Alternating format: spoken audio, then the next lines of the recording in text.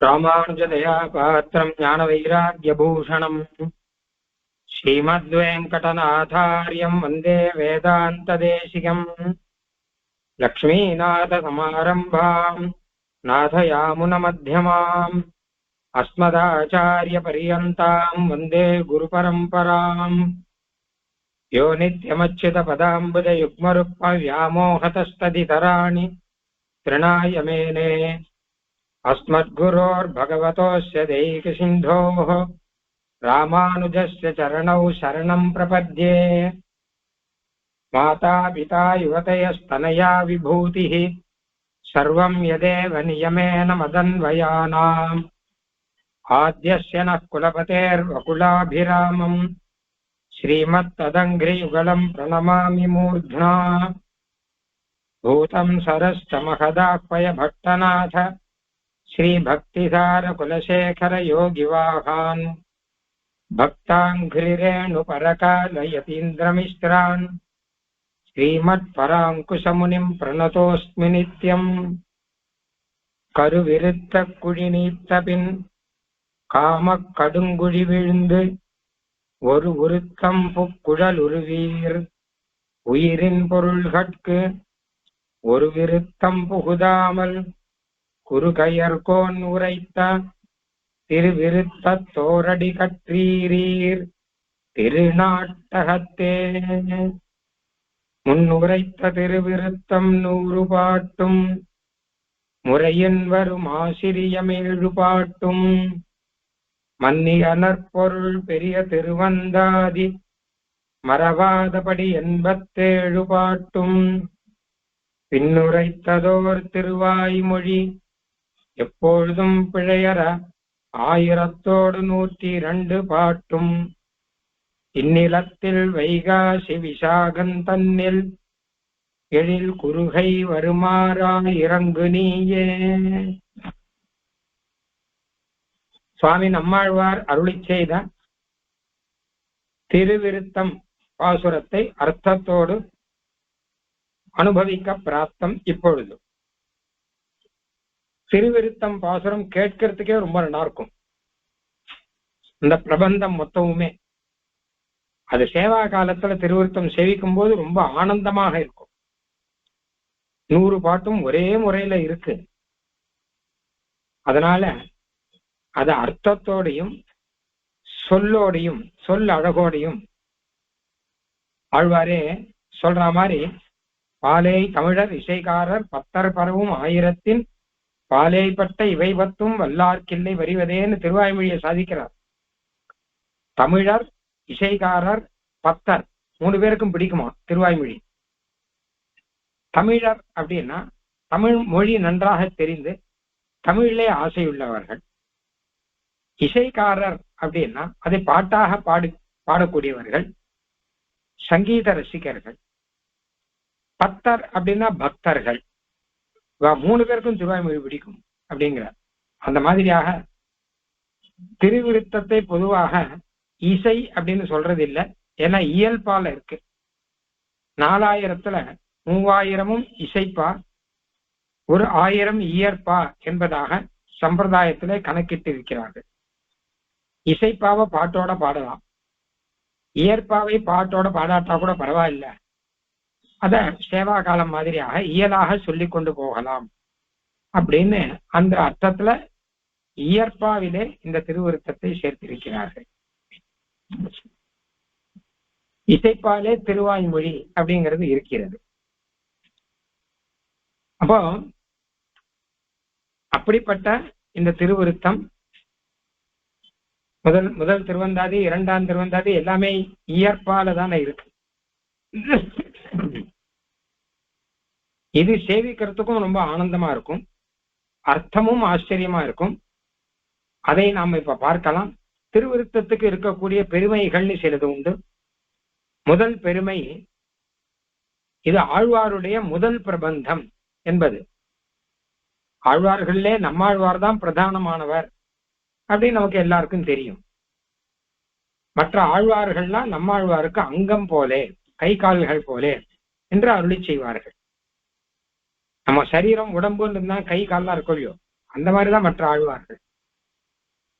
நம்மாழ்வார் ஆச்சாரிய கோட்டியில இருக்கார், பிரபஞ்ச ஜன சந்தான கூட்டஸ்தராக இருக்கார், வேதம் தமிழ் செய்த மாறனாக இருக்கார், பல பெருமைகள் இருக்கு. அவர் 4 பிரபந்தங்கள் அருளி செய்தார். அதுல முதலிலே திருவிருத்தம் இருக்கிறபடினாலே முன்னுரைத்த திருவிருத்தம் அப்படின்னு சுவாமி தேசிகன் சாதிக்கிறார். முதல்ல திருவிருத்தம் சாதிச்சிருக்கார். அந்த ஒரு பெருமை இதற்கு தனிப்பட்ட ஒரு பெருமை. ஏன்னா வேதங்கள் ரிக்வேதம், யஜுர்வேதம், சாமவேதம், அதர்வண வேதம் எல்லாம் இருந்தாலுமே ரிக்வேதத்துக்குன்னு ஒரு தனி பெருமை உண்டு. ஏன்னா அது முதல் வேதம். ரிக்குல இருந்தா சாமம் வந்துதான், ரிக்குக்கு தான் யஜுஸ் வந்துதான் அப்படின்லாம் சொல்றான். உண்மையில வேதங்கள்ல அனாதியா இருக்கு.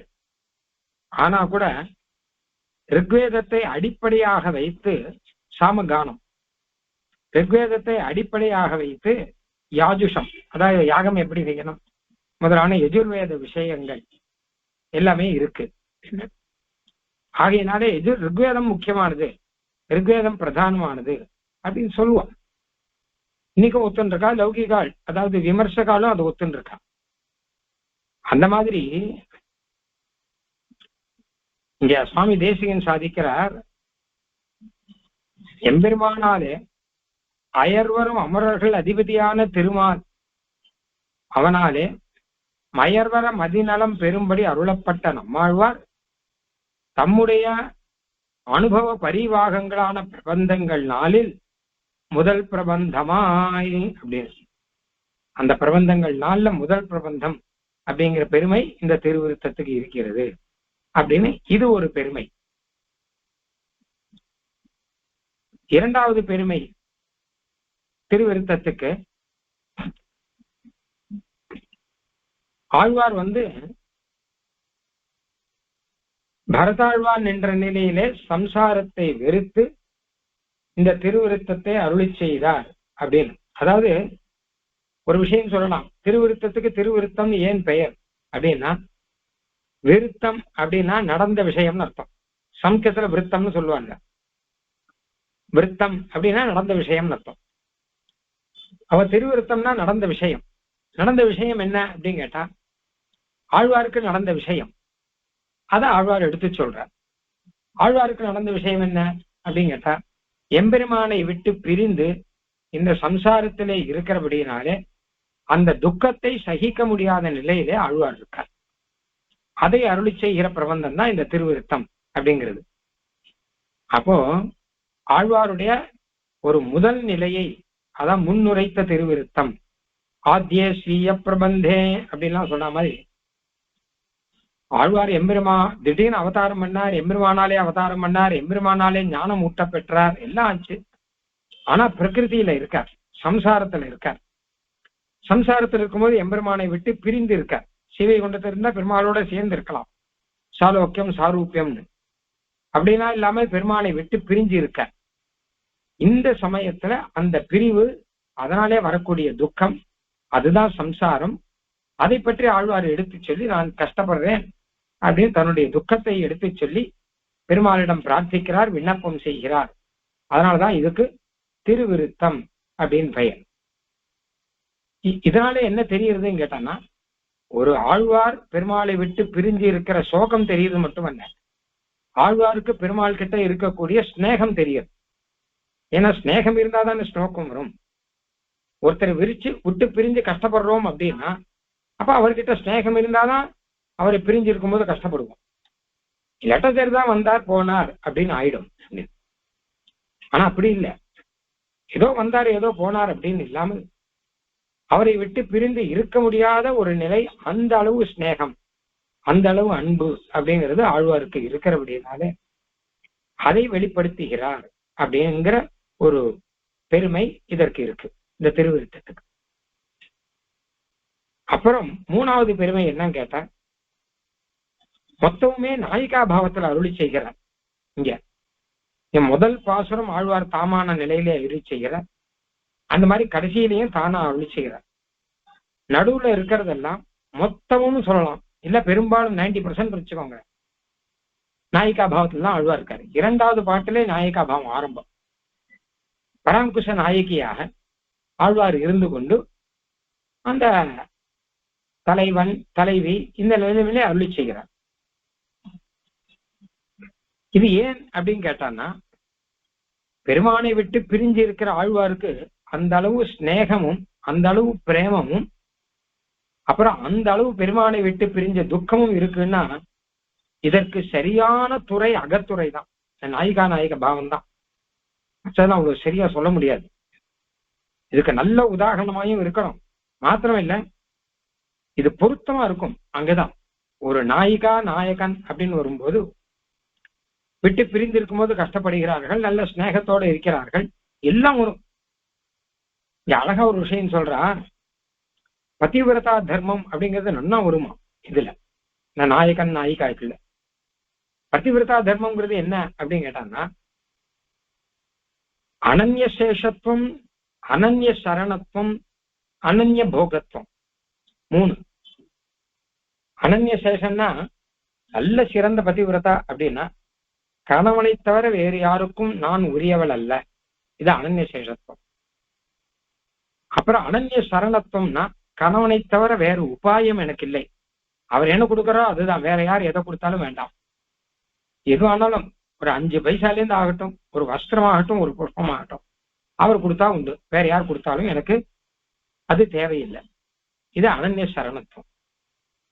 அவர் என்ன கொடுக்கிறாரோ கொடுக்கட்டும்.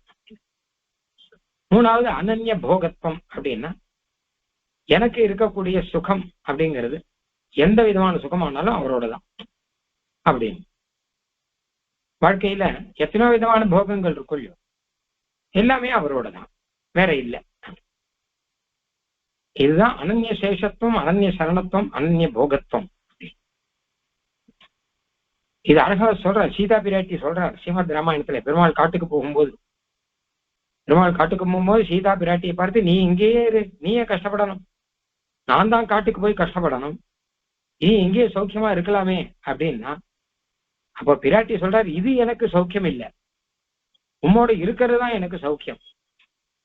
உம்மை விட்டு பிரிந்து இருப்பது அப்படிங்கிறது அது எனக்கு சுகம் இல்லை, அது ஆனந்தம் இல்லை. இது அனன்ய போகத்துவம். என்னுடைய போகங்கிறது உம்மோட கூட இருக்கிறதுல இருக்கு. நீர் காட்டுல கஷ்டப்பட்டு இருக்கு, நான் இங்க அரண்மனையில சௌக்கியமா உட்காந்து நன்றாக வேளா வேலைக்கு சாப்பிட்டு தூங்கிட்டு இருக்கேன் அப்படின்னு இருக்கிறது போகம் இல்லையே. இது கணவன் மனைவி கிட்ட எப்படி இருக்கோ இல்லையோ, இந்த 3 விஷயங்களும், இந்த பதிவிரதா தர்மங்கிறது பகவான் கிட்ட இருக்கு. அனன்ய சேஷத்துவம், வேற யாருக்கும் நம்ம சேஷர்கள் இல்லை. அனன்ய சரணத்துவம், வேற யாரும் நமக்கு உபாயம் கிடையாது. அனன்ய போக்கியத்துவம், வேற யாரும் நமக்கு போக்கியம் கிடையாது, பகவான் தான். அப்ப அந்த தர்மங்கள் மொத்தமும் இங்க வந்துருச்சுன்னா அப்ப சிங்காரம் தான். முன்னாடி சொன்ன அந்த விஷயங்கள்லாம் இங்க வந்தாச்சுன்னா அப்ப பதிவிரதா தர்மம் வந்துருச்சுன்னு அர்த்தம். அப்போ அந்த ரீதியில இங்கே பதிவிரதா தர்மத்திலே இருக்கிறபடினாலே நாயிகா பாவம் அப்படிங்கிறது மிகவும் பொருத்தமாக இந்த இடத்துல இருக்கும். ஆனால் இந்த நாயிகா பாவம், சிருங்கார ரசம் இதெல்லாம் பகவத் அனுபவத்துக்கு எதிராக சொல்லியிருக்கா. பொதுவாக பகவத் அனுபவங்கிறது பெரும்பாலும் அனுபவிச்சுண்டு லௌகிக சுகத்தை விட்டு இருக்கணும்னு வருது.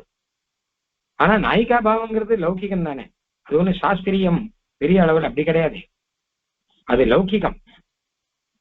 அப்போ லௌகிகமான நாயிகா பாவத்தை நம்ம ஆத்மீயமாக இருக்கக்கூடிய பகவத் அனுபவத்தோடு எப்படி சேர்த்து சொல்ல முடியும் அப்படின்னு கேட்டான்னா, அதுக்கு 2 சமாதானம் சொல்றான். முதல் சமாதானம், இது ஒரு உதாரணமா வச்சுக்கோங்க, நல்ல தூய அன்புக்கு உதாரணமா இதை வச்சுக்கலாம். வச்சுண்டு இதை வச்சு அதை புரிய வைக்கிறார் ஆழ்வார், அவ்வளவுதான். ஏன்னா லோகத்துல பகவான் கிட்ட பக்தி அப்படின்னா ஓரளவு புரியுது, பகவான் கிட்ட அளவு கடந்த பிரேமன்னா புரிய மாட்டேங்கிறது. அதை புரிய வைக்கிறதுக்கு ஒரு நாயகன் நாயிகா இதெல்லாம் வச்சிருந்து இவாளுக்குள்ள எப்படி பிரேமம் இருக்கோ அந்த மாதிரி பகவான் கிட்ட பிரேமம் இருக்கு, வியோக அவஸ்தையில வருத்தம் எப்படி இருக்கோ அந்த மாதிரி இருக்கு அப்படின்னு நமக்கு பகவத் பிரேமத்திலே ஒரு நல்ல நிலையை எடுத்து சொல்லணும்னா அதுக்கு இதை விட நல்ல உதாரணம் கிடையாது, இருக்க முடியாது. அதனால இதை சொன்னார் அப்படின்னு சில ஆச்சாரியர்கள் சொன்னார். ஆனா சுவாமி தேசிகன் என்ன சொல்றார் அப்படின்னு கேட்டானா, அப்படி இல்லப்பா, பக்தி சிருங்கார விருத்தியா பரிணமதி. அந்த பக்தி தான் சிருங்காரம் மாறுது. இந்த ரெண்டும் வேறன்னு சொல்லல. லோகத்துல இருக்க சிருங்காரம் இருக்கட்டும், சாஸ்திர விஷயத்துல ஆத்ம விஷயத்துல பகவான் கிட்ட இருக்கக்கூடிய பக்தி இருக்கோ இல்லையோ, அது சில சமயம் சிருங்கார ரீதியில அது பரிணமத்தை, அது பரிணமிக்கும், மாறும். அது ரொம்ப அளவு கடந்த பக்தி அப்படின்னு ஆயிப்போனா பகவானை பல ரீதியில அனுபவிப்பார். அப்ப பகவானே பிதானும் மாதானும் இப்படி எல்லாம் அனுபவிக்கச்ச பகவானே நாயகன் அப்படின்னு தான் அனுபவிக்கலாம். தாத்தஸ்துதே மதுபித ஸ்துதிலேஷவசியாத் கர்ணாமிருதை ஸ்துதி சதைர் அனவாத்த பூர்வம். தாத்தஸ்துதே இருக்கட்டும், போக்தும் தவ பிரியதமம் பவதீவ கோதியே. ஆழ்வார்கள் ஆண்டாள் அனுபவிச்சார் இல்லையா? அப்ப ஆண்டாள் அனுபவிச்சது லௌகிக சிருங்காரம் இல்லையே, பக்தி சிருங்காரம் தானே. அப்ப அந்த சிருங்காரம் நமக்கு ஏன் வரக்கூடாதுன்னு மற்ற ஆழ்வார்கள்லாம் நினைக்கிறாங்க. ஆண்டாள் தான் எல்லாருக்கும் பாடம். அப்போ உன்கிட்ட இருந்தா எல்லாரும் கத்துண்டாலும் கோதாஸ்தியில வரும். போக்தும் தவ பிரியதமம் பவதீவ கோதே. உண்மை பார்த்து ஆழ்வார்கள்லாம் கத்துண்டு, ஓஹோ இப்படி ஒரு, அதாவது பக்தியில இப்படி ஒரு பாவம் உண்டு போல இருக்கு, பக்தியில பல விதமா பக்தி இருக்கும் இல்லையோ, அதுல இதுவும் உண்டு போல இருக்கு அப்படின்னு அவ புரிஞ்சுக்கிறான். அதுக்கப்புறம் அவளும் மனசளவுல அந்த சிங்கார பாவத்தை ஏறிட்டுக் கொள்கிறார்கள் அப்படின்னு வச்சுக்கலாம். அந்த மாதிரி ரீதியில சுவாமி தேசிகன் சாதிக்கிற விஷயம் என்ன கேட்டா, லௌகிக சிருங்காரம் வேணா விருத்தமா இருக்கலாம், ஆனா இது பகவத் விஷயத்துல தானே இருக்கு. பகவத் விஷயத்துல பக்தி, பகவத் விஷயத்துல சிங்காரம். பகவத் விஷயத்தை விட்டுட்டு வேற வெளிய விஷயத்துல சிங்காரமா இருந்தா அது முரண்பட்டது, எதிரானது. இது அப்படி இல்லை. பகவான் கிட்டயே இந்த சிங்காரம் நாயிகா பாவத்துல நாச்சியார் மாதிரி அப்படின்னு வர அப்படின்னால இது எதிர்பட்டது இல்லை, இது ரொம்ப விசேஷமானது அப்படின்னு சொல்லணும். ஏன்னா இது எல்லாருக்கும் வராது. சூடி கொடுத்த நாச்சியார் பெண்ணான அப்படின்னாலே வந்ததுன்னு சொல்லலாம். அதான் நாயிகா பாவத்துல திருமங்கை ஆழ்வார், அந்த வரம் பெரியாழ்வார், குலசேகர ஆழ்வார், நம்ம ஆழ்வார் எல்லாருமே சாதிச்சிருக்காங்க. ஆச்சாரியர்களை சுவாமி தேசிகன் நாயிகா பாவத்துல பாசுரங்கள் ஸ்லோகங்கள் எல்லாம் சாதிச்சிருக்காங்க. இது பகவத் அனுகிரகம் இருந்தால்தான் வரும் இந்த நாயிகா பாவங்கிறது. அப்படிப்பட்ட உத்தமமான ஒரு பாவம் அப்படின்னு. ஆஹா, ஆழ்வார் நம்மாழ்வாரை பொறுத்தவரை முதல் பிரபந்தத்திலேயே முதல் பாட்டு ஆழ்வாரா அருளி செய்த 2வது பாட்டிலேயே இந்த நாயிகா பாவம் ஆரம்பித்தான். அப்போ அவருக்கு எப்படிப்பட்ட ஒரு பகவத் பாவம், அதான் பகவான் கிட்ட பக்திங்கிறது இருக்கு என்பதை நாம் புரிந்து கொள்ள வேண்டும். அப்படி புளிய மரத்தடியில ஆழ்வார் இருக்கும்போது, அவதாரம் பண்ணி இருக்கும்போது, எம்பெருமான் தானே மயர்வர மதிநிலம் அருளி அந்த எம்பெருமான் தானே தன்னுடைய சேவையும் ஆழ்வாருக்கு காண்பிக்க, ஆழ்வார் அந்த அனுபவ வெள்ளத்துல திளைத்து இருக்க. ஆனால் ஒரு பக்கம் பார்த்தா பிரகிருதியில இருக்க, ஒரு பக்கம் பார்த்தா பகவத் அனுபவம் இந்த அனுபவ வெள்ளத்திலே இருக்க. அப்போ சுவாமி மதுர கவிகள் அந்த இடத்துல வந்து நிக்கிற, மதுர கவிகளும் இன்னும் சில ஸ்ரீவைஷ்ணவர்களும் அவர்கள்லாம் எங்க அப்படின்னு கேட்டான்னா, கண்ணனை போய் சேவிக்கணும் அப்படின்னு போன மதுரகவி ஆழ்வார் கண்ணனையும் விட்டுட்டு ஆழ்வாரை சேவிக்கணும் அப்படின்னு சொல்லிட்டு இங்க வந்திருக்கச்ச, அந்த ஸ்ரீவைஷ்ணவர்கள் அதெல்லாம் இருக்கிறத பார்த்து ஆழ்வார் தன்னுடைய அனுபவத்தை அவர்களுக்கும் பகிர்ந்து கொடுக்கணும் அப்படிங்கிற ரீதியில தொண்டர்க்கு அமுதுன்ன சொன்மாலைகள் சொன்னேன் அப்படிங்கிற ரீதியில திருவிருத்தம் முதல்ல ஆரம்பிக்கிறார். போய் நின்ற ஞானமும் அப்படின்னு சொல்லிட்டு பெருமாள் கிட்ட அடியேன் செய்யும் விண்ணப்பமே அப்படின்னு ஆரம்பிக்கிறார். ஆழ்வார் தான் மாத்திரம் அனுபவிச்சா போராது, எல்லாரும் அனுபவிக்கணும். அதுக்காக முதல்கள் கிட்ட எல்லாம் முதல்ல சொல்ற இந்த பாசுரத்திலே முதல்ல அதாவது பொய் நின்ற ஞானமும் பொல்லா ஒழுக்கும் அழுக்குடுமும் இன்னின்ற நீர்மை இனி யாம் உறாமைன்னு வரும். யாம் அப்படின்னு ஒரு பதம் போடுறார் ஆழ்வார். யாம்னா நாங்கள்னு அர்த்தம். நாங்கள் சம்சாரத்துல இருக்கக்கூடாது எம்பெருமானே அப்படிங்கிறார். அப்போ தன்னை நான் சொல்லாமல் யாம் அப்படிங்கிற அருளியோ, அப்பதான் ஆழ்வாருடைய பாவம் தெரியுது. ஏன்னா ஆழ்வார் திருவிருத்தம் அருளி செய்ததோ திருவாய்மொழி அருளி செய்ததோ தம்முடைய அனுபவம் மாத்திரம் இல்லை, தொண்டர்க்கு அமுதுன்ன சொல் மாலைகள் சொன்னேன். எல்லாருக்கும், தொண்டர்களுக்காக, பக்தர்களுக்காக, பெருமாளுக்காகவும் வச்சுக்கலாம், தனக்காகவும் வச்சுக்கலாம். மதுர கவிகள் முதலானவர்களுக்கு மாத்திரம் இல்லை, நம்ம எல்லாருக்கும் இப்படிதானே இருக்கா. சுவாமி பராசரர் ஸ்ரீ விஷ்ணு புராணம் அருளி செய்து கடைசியில என்ன சொல்றார் அப்படின்னா எல்லாரும் சௌக்கியமா இருக்கணும் அப்படிங்கிற ஸ்ரீசுவான கடைசியில இது விதித்தமஜஸ்ய யஸ்ய ரூபம் பிரகிருதி பராத்மயம் சனாதனஸ்ய ச திசது பகவான் அசேஷ பும்சாம் ஹரி அபஜன்ம ஜராதிகாம் சமிருத்தியம். எல்லா ஜனங்களுக்கும் பகவான் அனுகிரகம் பண்ணணும் அப்படின்னு ஸ்ரீ விஷ்ணுபுராணத்துல பிரார்த்திக்கிற மாதிரி இங்க முதல்லயே யாம் அப்படின்னு ஆழ்வார் சாதிக்கிறார். ஆக இங்க இருக்கக்கூடிய ஆழ்வார் மதுர்கவியெல்லாம் கிருஷ்ணனுடைய சேவையை கூட உதறி தள்ளிட்டு ஆழ்வார் சேவிக்கிறதுக்கு வந்திருக்கார். அப்படிப்பட்ட ஸ்ரீ வைஷ்ணவர்கள் கிடைக்கும் போது ஆழ்வார் அதை அருளி செய்யறார். அவளுக்கெல்லாம் பெருமாள் கிட்ட அருளி செய்யறார். முதல்ல வரும் அடியேன் செய்யும் விண்ணப்பமே அப்படின்னு மெயின் என்று கேட்டவளாய் அடியேன் செய்யும் விண்ணப்பமே அப்படின்னு வரும்.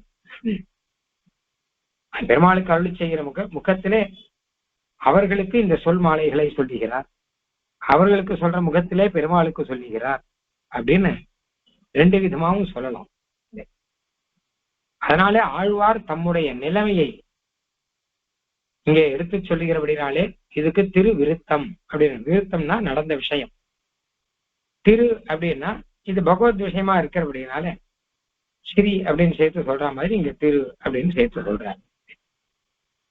இன்னொரு அர்த்தம் என்ன சொல்றான்னு கேட்டானா, திருனா லக்ஷ்மின்னு அர்த்தம். லக்ஷ்மி தேவிக்கு என்ன நிலைமையோ அந்த நிலைமையில ஆழ்வார் இருக்கார். ஏன்னா நாயிகா பாவத்துலான்னு இருக்கார்.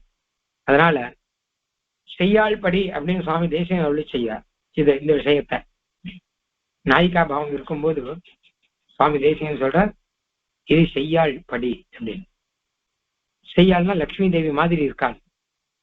அதனால லக்ஷ்மி தேவி மாதிரி நாயிகா பாவத்துல ஆழ்வார் இருக்கு அப்படின்னால இது திருவனுடைய விருத்தம். லக்ஷ்மி தேவி இருக்கும் விதம், சீதா பிராட்டி எப்படி இருந்தார் அந்த சரித்திரம் அததான் ஆழ்வார் தாம் வைத்துக் கொண்டு தம்முடைய நிலைமையாக அந்த சீதா பிராட்டி நிலைமையும் இவர் நிலைமையும் ஒண்ணும் அந்த நிலையில ஆழ்வார் அருளி செய்யறபடினால இதுக்கு திருவிருத்தம் அப்படின்னு பெயர் அப்படின்னு சில பேர் சொல்றாங்க. இன்னும் சில பேர் என்ன சொல்றாங்கன்னா திருவிருத்தம் அப்படிங்கிறது ஒருவித பாசுர வகை அப்படின்னு சொல்லலாம். சைவர்கள்லாம் அப்படி சொல்லிருக்காளாம். கட்டாளி கலித்துறையில இருக்குது இது ஒரு விதமான பாசுர வகைன்னு சொல்லி அவளும் அந்த மாதிரி திருவிருத்தம் மாதிரி ஏதோ சிலதெல்லாம் வச்சிருக்கா அப்படின்னு சொல்லலாம். அப்படிங்கிறது இது சில பேருடைய ஒரு சமாதானம்.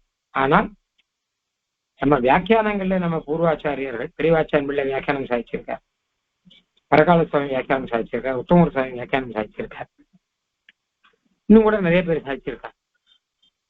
இந்த வியாக்கியானங்கள் எல்லாம் திருவிருத்தம்னா ஆழ்வார் நமக்கு நடந்த விஷயத்தை அப்படியே அருளி செய்கிறார் அப்படிங்கிறபடினாலே திருவிருத்தன் பெயர் அப்படின்னு சொல்றாங்க. இத நாயிகா பாவத்துல ஆழ்வார் இருந்து அருளி செய்கிறார் அப்படின்னு ஒண்ணு இருக்கும் இல்லையோ, நிறைய பாசுரங்கள் நாயிகா பாவத்திலேயே இருக்கு அப்படின்னு வரும்போது இது மொத்தமும் தமிழ்ல அகத்துறை அப்படின்னு சொல்லுவான். அப்போ அகத்துறைனா உள் விஷயம் அப்படின்னு, வெளி விஷயம் இல்லை. புலவர்கள் பாடுறதுல அகம் புறம்னு ரெண்டு உண்டு. வெளி விஷயத்தை பாடுறதா இருந்தான்னா ஒரு ராஜாவை பத்தி பாடுவதோ ஒரு தேசத்தை பத்தி பாடுவதோ அப்படிலாம் இருக்கும். இது அப்படி இல்லை, அகம் உள் விஷயம், தலைவன் தலைவி இதை பத்தி பாடுதல். அதனால அகத்துறையில இருக்கிற அப்படின்னால இதுல பல விஷயங்கள் இந்த திருவிருத்தத்துல இருக்க அகத்துறையிலேயே அதாவது நிறைய சொல்றான். நெஞ்சோடு கிளர்த்தல் அப்படின்னு இருந்து ஆரம்பிச்சு ஆற்றாமை, கலங்கி பேசுதல், போலி காணல், மாலை இரவு, மதி, தென்றல், இருள், வாடை, அதனாலே வரக்கூடிய ஒரு வருத்தம், காலமயக்கு, கூடல் இழைத்தல், தேர்வழி தூரல், வெறி விளக்கு, தூது அனுப்புதல், இந்த மாதிரி பல விஷயங்கள் இருக்கான் திருவிருத்தத்திலே எல்லாம் இருக்கு. இதெல்லாம் அகத்துறை இல்லை, புலவர்கள்லாம் சொல்லி இருக்கிற விஷயங்கள் இதெல்லாம் இருக்கு திருவிருத்தத்திலேயே அப்படின்னு. அதாவது தோழி முதலானவர்கள்லாம் அவளோடு தோழி முதலானவரோடு பேசுதல், அவ ஆற்றாமை எடுத்து சொல்லுதல், தாய் பாசுரம், தோழி பாசுரம், இந்த மாதிரி எல்லாம் நிறைய இருக்கு அப்படின்னு. இந்த மாதிரி தோழி முதலானவர்கள்லாம் சில சமயம் அவளுக்கு வேற விதமாக ஆறுதல் சொல்வதற்காக காலத்தை மாற்றி சொல்லுவார்கள், அப்படி எல்லாம் இருக்கு. கலங்கி பேசுதல் தோழிகள்லாம் கலங்கி பேசுதல் அப்படின்னு இருக்கு. நாயகன் போன வழி அந்த வழியை தெரிந்து கொண்டு அந்த அதை பற்றி அதை தெரிந்து கொண்டு ஆறுதல் பெறுதல் அப்படிங்கறதான் தேர்வழி போதல்ங்கிறது. அப்ப வெளி விளக்குதல் அப்படின்னா இந்த நாயகியினுடைய கஷ்டத்தை தெரிந்து கொண்டு அம்மா முதலானவர்கள்லாம் இவள் நோய்க்கு மருந்துன்னு வேற ஏதோ டாக்டர் கிட்ட எல்லாம் கூட்டணும் போனா, வைத்தியர்கிட்ட கூட்டணும் போனா அதை விளக்குதல். தோழிகள்லாம் இவள் நோய்க்கு மருந்து இது இல்ல, எம்பெருமான் தான் மருந்து என்று சொல்லி விளக்குதல் அப்படின்னு. அப்புறம் நாயகனை பேசுதல், நாயகனை தன் இருப்பை காட்டி கொடுத்தல் அப்படின்னு. ஊருக்கு அழைத்து செல்லுதல், இதோ கிட்டி இருக்கு என்று சொல்லி ஆறுதல் சொல்லுதல். இந்த மாதிரி பல விஷயங்கள் இருக்கு. ஒவ்வொரு பாட்டிலுமே ஒவ்வொரு விஷயமாக அழகாக வரும். ஆக அகத்துறையிலே இருக்கக்கூடிய பல விஷயங்களை உள்ளடக்கி மிக ஆச்சரியமான ஒரு நாயிகா பாவத்திலே இந்த திருவிருத்தம் என்பது அமைந்திருக்கிறது அப்படிங்கிறது இதனுடைய வைபவத்திலே அடுத்த முக்கியமான வைபவம். அடுத்து 4வது, அடியேன் செய்யும் விண்ணப்பமே அப்படின்னு பெருமாள் கிட்ட சாட்சாத்தா விண்ணப்பம் வைக்கிறார் பெருமாள். ஆழ்வார் மெய் நின்று கேட்டருளாய் அடியேன் செய்யும் விண்ணப்பமேன்னு ஆரம்பித்து கடைசியில மாறன் விண்ணப்பம் செய்த சொல்லார் தொலைய இன்னூறும் வல்லார் அப்படின்னு இந்த பாட்டும் மாறன் பெருமாள் சன்னதியிலே விண்ணப்பம் செய்தது அப்படின்னு சொல்ற. அதனால ஆழ்வாரே அடியேன் செய்யும் விண்ணப்பம்னு ஆரம்பிச்சு விண்ணப்பம் முடிக்கக்கூடிய அளவு ஆழ்வாருடைய நேர் விண்ணப்பமாக பெருமாள் கிட்ட பிரார்த்தனையாக இது இருக்கிறது அப்படிங்கிற ஒரு பெருமை அதுவும் இந்த திருவிருத்தத்துக்கு இருக்கு. முதல் பாசுரம் அப்படிங்கிற அதனால்தான் முதல் பாசுரம் ஆனபடினால்தான் முதல் பிரபந்தம். அதனால்தான் முதல்ல திவ்ய பிரபந்த சேவாக்கால ஆரம்பிக்கச்செல்லாம் மந்திர உப்பத்துல அதாவது தொடக்கம்னு ஒண்ணு பண்ணுவான். அதுல போய் நின்ற ஞானமும் தான் சொல்லுவான். போய் நின்ற ஞானமும் பொல்லாவுக்கும் இந்த பாட்டு தான் சொல்லுவான். ஏன்னா சுவாமி தேசியன் அதை எடுத்து சொல்லியிருக்கார். இந்த முதல் பிரபந்தத்திலே முதல் பாசுரம் அப்படின்னு சொல்லி அதற்கு ஒரு வியாக்கியானம் பண்ணிருக்கார் சுவாமி தேசிகன். திருவிருத்தத்திலே முதல் பாட்டுக்குன்னு ஒரு வியாக்கியானம் ஒண்ணு. அதுக்கு காரணம் அது பண்ணதுக்கு காரணம் என்ன கேட்டா இதுதான். அது தேசியனே அழிக்கிறார்.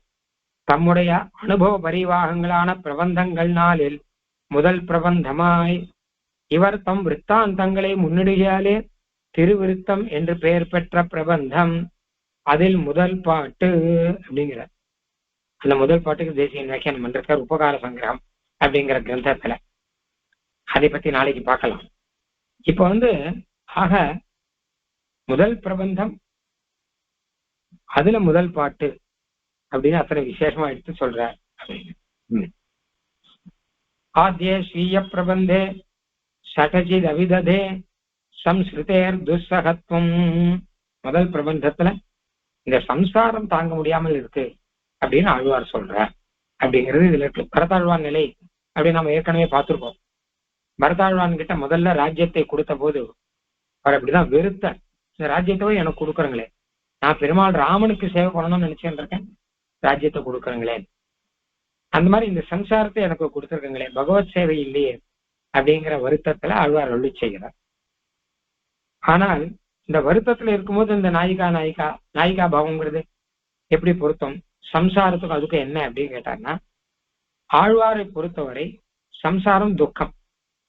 என்ன துக்கம் அப்படின்னு கேட்டா, நம்மள என்ன துக்கம் சொல்ல, சம்சாரம் துக்கமயம். ஏன் அப்படின்னு கேட்டா, ஆமா அவா படுத்துறப்பா, குடும்பத்துல போனா ஒரு கஷ்டம், ஆபீஸ்ல போனா ஒரு கஷ்டம், அங்க போனா ஒரு கஷ்டம், இங்க போனா ஒரு சண்டை அப்படின்றோம். ஆனா ஆழ்வார் என்ன சொல்றான்னு கேட்டா, சம்சாரம் துக்கமயம். என்ன காரணம் கேட்டா, பகவானை விட்டு பிரிஞ்சு இருக்க வேண்டியிருக்கு, அதனால துக்கமயம். வேற ஒன்றும் காரணம் கிடையாது. பெருமாளே இங்க இருந்துட்டான்னா இங்கே தெரிந்திருக்கு இழுக்குற்றான்னு பாருங்க. இங்க இருந்தா என்ன குறை அப்படின்னு, பெருமாளுடைய அனுகிரகம் இருந்தா என்ன குறை அப்படின்னு. அதனால பகவானோட கூட இருந்தா பிரச்சனை இல்லை, பகவானை விட்டு பிரிஞ்சு இருக்கிற அப்படின்னால்தான் சம்சாரம் தாங்க முடியாம இருக்கு அப்படிங்கிற. ஆக அந்த ரீதியிலே ஆழ்வார்க்கு சம்சார துக்கம் அப்படிங்கிறது பகவத் வியோக துக்கம் அப்படிங்கிறது தான். அதனால அது நாயிகா பாவத்திலே அருளி செய்கிறார். வியோகம் அப்படின்னா நாயிகா பாவம் ஒரு முடியும், அதனால நாயிகா பாவத்திலே அருளி செய்கிறார் அப்படின்னு. இந்த நாயிகா பாவத்துல அருளி செய்யும் போது பக்திக்கு ஏற்ற மாதிரி எல்லாம் இந்த நாயிகா பாவத்துல இருக்கும். அதாவது தேசிகா தத்திர தூதாக, அதான் ஆழ்வார் தான் நாயகி, பெருமாள் தான் நாயகன் அப்படின்னு சொல்லிட்டார். அப்புறம் அங்க தூதம் அனுப்பும் போது நாய்க்கு தூதம் அனுப்புகிறார் அப்படின்னும் போது ஆச்சாரியர்களை தான் தூதாக பாவிக்கிறார். அதுக்கப்புறம் எல்லாம் வரும். நாயகியினுடைய கண் அழகு அப்படின்னு சொன்னா ஞானம் அப்படின்னு அர்த்தம். நாயகியினுடைய உடல் அழகு அப்படின்னு சொன்னா பக்தி அப்படின்னு அர்த்தம். இப்படி ஒண்ணு சொல்றேன். பல விஷயங்கள் இதுல இந்த மாதிரி இருக்கு. எல்லாத்துக்குமே உள்ளர்த்தம் இருக்கு. ஏன்னா பெருமாள் இந்த ஆழ்வாருடைய ஞானத்திலேயும் ஆழ்வாருடைய பக்தியிலையும் பெருமாள் மோகிச்சு போகணும். அதைத்தான் இந்த கண்ணழகு உடல் அழகு முதலான ரீதியெல்லாம் இவர் வைராக்கியம் அப்படிங்கன்னா இடையழகு அப்படின்னு. இடையழகுன்னு சொன்னா வைராக்கியம் அர்த்தம். அதுக்கப்புறம் இங்க எத்தனையோ புஷ்பங்கள் முதலானதெல்லாம் இருக்கு இல்லையா, எல்லாத்துக்கும் உள்ளர்த்தம் இருக்கு. அதனாலதான் எல்லாத்துக்கும் சுவாபதேசம் அப்படின்னு ஒண்ணு கூட வந்துட்டே இருக்கும். அப்படின்னு அப்படி விசேஷமாக இருக்கக்கூடிய இந்த திருவிருத்தம் அப்படிங்கிற கிரந்தத்தை நாம இப்போ பிரபந்தம் இந்த பிரபந்தத்தை பார்க்க போறோம். அது முதல்ல தனியன். கருவிருத்த கொடி நீத்தவின் காம கடுங்குழி வீழ்ந்து ஒரு விருத்தம் புக்குழல் உருவேன் உயிரின் பொருள்கட்கு ஒரு விருத்தம் புகுதாமல் குறுகையர்கோன் உரைத்த திருவிருத்த தோரடி கற்றீரீர் திருநாட்டகத்தே. திருவிருத்தத்திலே ஓர் அடி கற்றீரீர். இந்த திருவிருத்தத்துல ஒரு அடி ஒரு வரி நீங்க படிச்சவங்கன்னா திருநாட்டகத்தே, திருநாட்டுக்கு போயிடலாம். அத்தனை பிரபாவம் இதுக்கு இருக்கான். ஏன்னா பகவத் அனுபவத்தை அப்படி பேசுறபடினால இதுல ஒரு அடி படிச்சா கூட நல்லா தெரிஞ்சுன்னா கூட பகவத் அனுபவங்கிறது கை வரும். இப்போ கை வந்தால் திருநாடு அப்படிங்கிறது நல்லா கை வரும் அப்படின்னு. இப்ப என்ன பண்ணணும் அப்படின்னு கேட்டாங்கன்னா, நம்மளை பார்த்து கிடாம்பி ஆச்சான் அருளி செய்த தனியன் என்று சொல்வார்கள். கருவிருத்த குழி நீத்தபின் காம கடுங்குழி விழுந்து ஒரு விருத்தம் புக்குழல் உருவீர். நீங்க எல்லாரும் சம்சாரத்துல இருக்கவங்க இல்லையோ, ஆழ்வார் இந்த சம்சாரத்துல இருந்துட்டே பெருமாளை பத்தி பாடினார் இல்லையோ நமக்காக. அப்ப திருவிருத்தம் கத்துக்கோங்க முதல்ல. நாம சம்சாரத்துல எப்படி இருக்கோம்னா கருவிருத்த குழி நீத்தபின், கரு கர்ப்பத்துல முதல்ல கர்ப்ப குழி, ஏன்னா கர்ப்பங்கிறது ஒரு குழி தானே, அந்த குழிக்குள்ள உள்ளுக்குள்ள ஒரு 10 மாசம் வாசம். விருத்தனா வட்டமான அர்த்தம். அது வட்டமா ஒண்ணு இருக்கு கர்ப்பப்பைங்கிறது, அதுக்கு உள்ளுக்குள்ள இந்த குழந்தை வாசம் பண்ணிட்டு இருக்கு. அப்புறம் அதுல இருந்து வெளியில வருது. கருவிருத்த குழி நீத்த பின் காம கடுங்குழி விழுந்து வெளில வந்தப்புறம் இப்படியே மெதுவா குழந்தை வளர்ந்த ஆனப்புறம் காமம் அப்படிங்கிற கடுங்குழியிலே விழுகிறது. இத குழின்னு சொல்லுவானேன்னா எழுந்து வர முடியல. அதனால கர்ப்பவாசமாவது ஒரு 10 மாசத்துல வெளில வந்துடுறான். ஆனால் காமம் அப்படிங்கிற ஒரு குழியில விழுந்தான்னா அது பெரிய குழி. ஒரு 4 அடி பள்ளத்துல விழுந்தோம் எழுந்து வந்துருவோம். 3 அடி 4 அடி விழுந்தாலும் எழுந்து வந்துருவோம். போருக்காக பெருசா பள்ளம் ஒன்றிருக்கா, அதுக்குள்ளுக்குள்ள குழந்தை விழுந்துருச்சுன்னு எத்தனையோ கதை கேள்விப்படுறோம். 100 அடி அடியில இருக்கு, 80 அடி அடியில இருக்கு, எப்படி எழுந்து வர முடியும்? அந்த மாதிரி கர்ப்பவாசம் அப்படிங்கிறது ஒரு 10 மாசம் இருக்கு. அதுக்கப்புறம் குழந்தைகளை விளையாட்டு தனமா போயிட்டு இருக்கு, அது ஒரு ஏதோ 10 வருஷம் 5 வருஷம் 10 வருஷம். ஆனால் இந்த காம கடுங்குழிங்கிறது டீனேஜ்ல ஆரம்பிக்கிறது இல்லையா, ஆரம்பிச்சா 30 40 50 60 70 போயிட்டே இருக்கு. எத்தனை வயசு? எழுந்து வருவதற்கான வழியே தெரியாமல் பெரிய குழியில விழுந்தாலும் எழுந்து வர முடியாம உள்ளே இருக்கா மாதிரி காம கடுங்குழி விழுந்து ஒரு விருத்தம் புக்குழல் ரவி. சரி, அப்படியே வந்து அதுக்கப்புறம் என்ன ஆச்சுன்னு கேட்டா, அதுக்கப்புறம் அதுல இருந்து வெளில வந்தானான்னு கேட்டா வெளில வரல. பின்ன அங்கேயே ஒரு விருத்தம் வந்துருத்தோம். விருத்தம்னா விருத்தம் அர்த்தம். அங்கேயே வயசாயிட்டான்.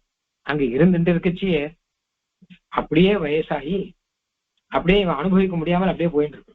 இவன் மீண்டு வரல, இவன் தப்பிச்சு வரல, இவன் பொழைச்சு வரல. அங்கேயே இருந்துட்டு இருக்கும் போதே இவனுக்கு முடியாத ஒரு நிலை அப்படின்னு. ஒரு விருத்தம், விருத்தம்னா விருத்தம்னு அர்த்தம், மூப்புன்னு அர்த்தம். அதாவது புக்குழு ரவி ஒரு விருத்தம் புக்கு, இதுலயே உழல் உருவி, இதிலேயே உழன்று அலைந்து கொண்டிருக்கும் ஜனங்களே அப்படிங்கிற சம்சாரத்துல இருக்கக்கூடிய ஜனங்களை கூப்பிடக்கூடிய வரி இது. இதுல சம்சாரத்துல கர்ப்ப ஜென்ம ஜராமிருதி கிளேச கர்ம ஷடூர்மிகான்னு சொல்றான். கர்ப்பம், பிறப்பு, கர்ப்பவாசம், பிறப்பு, ஜரா வயசான தன்மை, மரணம், இன்னும் எத்தனையோ கஷ்டங்கள், இதெல்லாம் இருக்கு. இந்த மாதிரி மொத்தமும் சேர்ந்தது தானே. அதை சுருக்கமா சொல்லக்கூடிய விஷயம் தான் இப்போ இந்த பாட்டுல. முதல்ல கருவிருத்தம், கர்ப்பவாசம். கர்ப்பவாசங்கிறது ரொம்ப கஷ்டம். கருவிருத்த குழி, அதுல இருந்து வெளில வர முடிஞ்சுதான் என்ன? முடியாது. 10 மாசம் அங்கதான் இருந்தாகணும். அதுல இருந்து வெளில வந்தா ஆபத்து, உனக்கும் ஆபத்து, அம்மாவுக்கும் ஆபத்து. அது தலையில எழுதிருக்கு வாசம் பண்ணணும்னு. அப்ப அந்த குழந்தைக்கு ஐயோ பாவம் இடமில்லாத இடத்துல இங்க கஷ்டப்பட்டு தான் அங்க வாசம் பண்றது. நல்ல காத்து கிடையாது, நல்ல ஆகாரம் கிடையாது, கஷ்டப்பட்டுதான் அந்த குழந்தை எங்க வாசம் பண்ணிட்டு இருக்கு. அதுக்கு ஒண்ணு பிடிச்சு வாசம் பண்ணல, கஷ்டப்பட்டுதான் வாசம் பண்றது.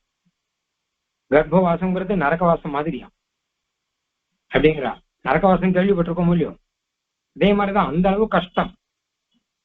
அப்போ அதை கஷ்டப்பட்டு பகவானே அதை தள்ளி விட்டு அங்கிருந்து வெளியில வந்தப்புறம் காம கடுங்குழி விழுந்து, கடுங்குழி வெளியில வர முடியாமல் என்னென்ன போக வஸ்துக்கள் இருக்கோ எல்லாத்தையும் அனுபவிச்சுட்டு இருக்கணும் அப்படின்னு சொல்லி இங்கேயே விழுந்து, அதுக்கப்புறம் இங்கேயே ஒரு விருத்தம் போக்கு வயசான தன்மை வந்தப்புறம் விடவும் முடியல, அனுபவிக்கவும் முடியல. எப்படி சுகர் வந்தாச்சுன்னு வச்சுக்கோங்க, அப்போ அனுபவிக்கவும் முடியாது, சாப்பிடவும் முடியாது. நல்ல தித்திப்பு பதார்த்தங்கள்லாம் சாப்பிடாம இருக்கவும் முடியாது. ஏன்னு கேட்டாங்கன்னா நல்ல பதார்த்தம் கிடைக்கிறது நாக்குக்கு தேவையா இருக்கு. அந்த மாதிரி ரீதியில ஒரு விருத்தம் போக்கு எல்லாமே. காமம் அப்படின்னா ஸ்திரீ புருஷ காமம் மட்டுமல்ல. சம்ஸ்கிருதத்துல காமம் அப்படிங்கிறது பொதுவான வார்த்தை. எல்லா ஆசைக்கும் காமம்னு பேர். எல்லா ஆசையும் இருக்கு. ஆகாரத்துல ஆசை இருக்கு, சினிமால ஆசை இருக்கு, அரட்டை அடிக்கிறதுல ஆசை இருக்கு. எதுதான் ஆசை இல்லை? அப்போ உண்டியே உடையன்னு எல்லாத்துலயும் தான் ஆசை இருக்கு. அதுதான் காமக்கடுங்குழி விழுந்து. அதுல கடைசியில நமக்கு வைராக்கியம் வந்து வெளியில வரமோ இல்லையோ, ஒரு நேச்சர் பை நேச்சர் பெருமாளே ஒரு வயசான தன்மையும் கொடுக்குற. இப்ப ஆகாரம் தான் எடுத்துப்போமே, ஆகாரம் என்ன பிடிச்சிருக்கு சாப்பிட்டுட்டே இருக்கும். திடீர்னு போரும் வேண்டாம் வேண்டாங்கிறோம். ஏன் வேண்டாம்னு சொல்றேன் அப்படின்னா, அதுக்கு மேலே சாப்பிட முடியல. நம்மளால சாப்பிட முடிஞ்சா வேண்டாம்னு சொல்ல மாட்டான் மனுஷன். எதையாவது வேண்டாம்னு சொல்றானா என்னைக்காவது? ஏன் இப்ப வேண்டாங்கன்னா, அதுக்கு மேல சாப்பிட முடியாது, வயிறு ஏத்துக்காது, அதுக்கு மேல சாப்பிட்டா ஆபத்து. அந்த நிலைமையில தான் வேண்டாம் வேண்டாம் அப்படிங்கிறாங்க. அப்போ பெருமாளே என்ன பண்றாருன்னா அப்படி ஒரு நிலைமை வச்சிருக்க, எல்லாம் உங்களுக்கு இது போரும் அப்படின்னு. அதுதான் விருத்தம் அப்படின்னு. வயசான தன்மை ஆனப்புறம் அதுக்கப்புறம் இயங்கி இழைத்தீர் அப்படின்லாம் சொல்ற மாதிரி, இருமை இழைத்தீர்லாம் சொல்ற மாதிரி, ஒரு இடத்துல இன்னொரு இடத்துக்கு போறதே கஷ்டமா இருக்கு. ஒரே இருமல், ஒரே உடம்பு இழைக்கிறது, நெய்க்குடத்தை பற்றி ஏறும் எறும்புகள் போல வியாதிகள்லாம் வந்து சேர்ந்துடுறது. அப்போ வயசான தன்மை, காது கேட்காது, கண் பார்க்காது. அப்போ படிச்சொல்லாம் கேட்டுன்னு இருக்கணும். எப்ப நம்மால முடியலன்னு ஆச்சோ அப்ப இன்னொருத்த படிச்சொல் கேட்க ஆரம்பிச்சிருவோம். நம்ம காரியத்தை நம்ம செய்ய முடியலன்னு ஆரம்பிச்சா போச்சு. அவமானப்படுறதுக்கு அதை காட்டிலும் வேற வேண்டாம், அது போதும். நம் காரியத்தை நாம் செய்ய முடியவில்லை அப்படின்னா போதும். அப்போ அந்த கஷ்டங்கள் மொத்தமும் வந்துடும். இதுதானே சம்சாரம். ஒரு விருத்தம் குழலுருவீர். அப்ப இதுல இருந்து வெளில வரணும்னா திருநாட்டகத்தை போகணும்னா திருவிருத்தம் படிக்கணும். உயிரின் பொருள்கட்கு ஒரு விருத்தம் புகுதாமல் குறுகையர்கோன் உரைத்த. உயிரின் பொருள்கட்கு அப்படின்னு இங்க உங்களுடைய உயிர் இருக்கோ இல்லையோ, அதனுடைய பயன், ஆத்மாவனுடைய பயன், அதை அடைவதற்குன்னு அர்த்தம். அதுல ஒரு விருத்தம் புகுதாமல் அப்படின்னா அதுல எந்த விதமான ஒரு தடங்களும் எதுவுமே இல்லாமல் இங்க என்ன பண்ணணும் அப்படின்னு கேட்டான்னா, இந்த சம்சாரத்துல இருந்து வெளிப்பட்டு திருநாட்டகத்து போகணும் அப்படின்னா அப்போ ஒரு விருத்தம் புகுதாமல். விருத்தம்ங்கிறதுக்கு பழைய அர்த்தம். இந்த இடத்துல விருத்தம் அப்படின்னா ஒரு சம்பவமும் நடக்காமல் அர்த்தம். அதாவது இதுக்கு தடையான சம்பவம் எதுவும் இல்லாமல் நேர பகவானை அடைவதற்கு அப்படின்னு அர்த்தம். ஒரு விருத்தம், ஒரு வித தடையும் இல்லாமல் அப்படின்னு உத்தம சுவாமி வியாக்கியானம் வச்சிருக்கேன். அதனால விருத்தம்ங்கிறதுக்கே பல அர்த்தம் இருக்கு பாருங்க. கருவிருத்தம்னா வட்டம், வட்டமா இருக்கக்கூடிய கர்ப்ப குழின்னு அர்த்தம். ரெண்டாவது ஒரு விருத்தம்னா விருத்தம் வயசானதுன்னு அர்த்தம். மூணாவது ஒரு விருத்தம் அப்படின்னா அது சம்பவம் அப்படின்னு அர்த்தம், தடையான சம்பவம்னு அர்த்தம்.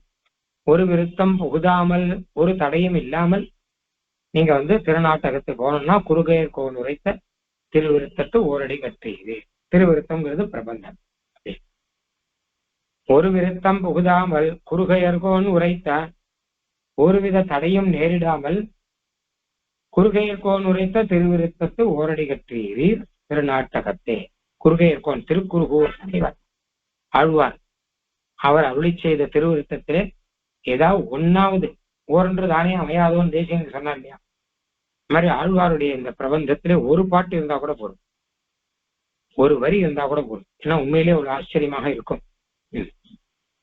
அப்போ திருவிருத்தத்து ஓரடு கற்றீரீர் திருநாட்டகத்தே அப்படின்னு. அதாவது அழகா தூர் சாமி ஒரு விஷயம் சாதிச்சிருக்க. சரி, முதல்ல கர்ப்பவாசம் ஆனப்புறம் வந்தான்னா காமக்கடுங்குழி, அதுக்கப்புறம் விருத்தாப்பிய நிலை. அப்போ இதெல்லாம் என்ன, இதெல்லாம் இருக்கச்ச எப்படி மீண்டு வருது அப்படின்னா திருவிருத்தம் படிக்கணும்னா எப்ப திருவிருத்தம் படிக்கிறது? கர்ப்பத்துல இருக்கச்சே படிக்க முடியாது. இல்ல காம கடுங்குழி விழுந்தபின் அப்ப திருவிருத்தம் படிக்கணும்னா தோணாதே. அதைதான் அனுபவிச்சுட்டு அத்தை தின்று அங்கேயே கிடைக்கும் அப்படின்னு தான் இருக்கும். இல்ல வயசானப்புறம் படிக்கணும், படிச்சா வருவான், வராது. அப்ப என்ன பண்ணணும் அப்படின்னு கேட்டானா கௌமார ஆச்சரிய பிராஜ்யா என்று பிரகலாத ஆழ்வான் பணித்தபடி அப்படின்னு. பிரகலாதன் அழகா ஒண்ணு சொல்ற, அப்பா வாழ்க்கைங்கிறது இப்படிதான் ஓடின்னு இருக்கும். அதனால இதெல்லாம் எப்போ என்ன காலம் கேட்காதுங்க. கௌமாரே சின்ன வயசுலயே படிச்சிருக்கும். திருவிருத்தங்கிறது சின்ன வயசுலயே படிக்கணும் போல. ஏன்னா அதுக்கப்புறம் டைம் இருக்காது யாருக்கும். அதனால சின்ன வயசுல ஒரு 10 வயசுல 10-15 வயசுக்குள்ள, ஒரு 5 வயசுல இருந்து 10-15 வயசுக்குள்ள கொள்ளும். இதான் வித்யாபியாச தசான் பேர் இதற்கு. இப்ப படிச்சாதான் வித்யா வரும், அதுக்கப்புறம் வராது. 20-25 ஆனப்புறம் ஒரு வித்தியம் வராது. அதனால அந்த மாதிரி சமயத்துல இங்க ஆழ்வார் கருவிருத்தம், அப்புறம் காம கடுங்குழி, அப்புறம் ஒரு விருத்தம் சொல்லிச்ச நடுவில் ஒண்ணு விட்டுட்டார். அதுதான் கௌமாரம், அதாவது படிப்பு திசை. அப்பதான் இந்த திருவிருத்தம் படிச்சுக்கணும்னு அர்த்தம். மற்றதெல்லாம் இங்க புக்கு உழலுருவீர். அப்போ உங்களுக்கு அந்த நிலைமையில, நடுப்பட்ட ஒரு நிலைமையிலே திருவிருத்தத்து ஓரோடு கற்றீர் திருநாட்டகத்தே அப்படின்னு. அதாவது சின்ன வயசுல இருந்தே ஆரம்பிச்சுட்டோம் வச்சுக்கோங்களேன். அப்புறம் காம கடுமொழி எல்லாம் கூட தப்பிச்சு வரலாம். முதல்லயே திருவிருத்தம் படிச்சு முதல்லயே பெருமாள் கிட்ட ஈடுபாடெல்லாம் வந்துருத்தனா அப்ப கொஞ்சம் கொஞ்சமா நடுவில் கொஞ்சம் முன்ன பின்ன இருந்தா கூட அந்த வாசனை இருக்கும், பெருமாளுடைய அனுபவ வாசனைங்கிறது இருக்கும். அப்போ என்னைக்காவது நாம் அதுல இருந்து வெளிவர முடியும் அப்படின்னு இருக்கு. அப்போ இந்த வெளிவரத்துக்கு அந்த திருவிருத்தத்து ஓரடி உதவும். சின்ன வயசுல திருவிருத்தம் சொல்லி கொடுத்தாரு, அதுல எவ்வளவு அழகா ஆழ்வார் சொல்ற அப்படின்னு. ஆழ்வார் எவ்வளவு அழகாக யாதானுமோர் ஆக்கையில் அப்படின்னு பாசுரத்தெல்லாம் கடைசியெல்லாம் பண்ற. அங்க ஆப்புண்டும் ஆப்புமுண்டுங்கிற ஏதோ ஒரு சரீரம் அப்படின்னு சொல்லும். அந்த யாதானுமோர் ஆக்கையில் புக்கு அங்கு ஆப்புண்டும் ஆப்பவிழ்ந்தும் மூதாவியல் தடுமாறும் உயிர் முன்னமே அதனால் யாதானும் பற்றி நீங்கும் வீரதத்தை நல்வீடு செய்யும் மாதாவினை பிதுவை திருமாலை வணங்குதுமே. எத்தனையோ கஷ்டம் இருக்குப்பா சம்சாரத்துல. மாதாவினை பிதுவை திருமாலை வணங்கு, எம்பெருமானை சேவிக்கணுங்கிறத வழக்கமா வச்சுக்கோங்க. இத்தனை கஷ்டத்துக்கு நடுவில் அது ஒண்ணு இருந்தா நல்லது. அந்த மாதிரி இதுல இந்த சம்சாரத்து நடுவுல இந்த திருவிருத்தம்ங்கிறது அழகாக இருக்கும். இந்த திருவிருத்தத்து ஓரடி கற்றீர் திருநாட்டகத்தே, அங்க திருநாடிலே போய் சேரலாம் அப்படின்னு. அப்படி ரொம்ப விசேஷமான ஒரு பிரபந்தம் இது. இதன் முதல் பாட்டு பொய் நின்ற ஞானமும் பிரசித்தமான பாட்டு தேசியன் வியாக்கியானம் சாதிச்சிருக்க. பொய் நின்று கேட்டவர்கள அடியம் செய்யும் விண்ணப்பமேன்னு ஆழ்வார் விண்ணப்பம் செய்ய ஆரம்பிக்கிற இந்த பாசுரத்தை நாளைக்கு பார்க்கலாம். ஆழ்வார் எம்பெருமான் ஆர் தேசிகன் திருவடிகளே சரணம்.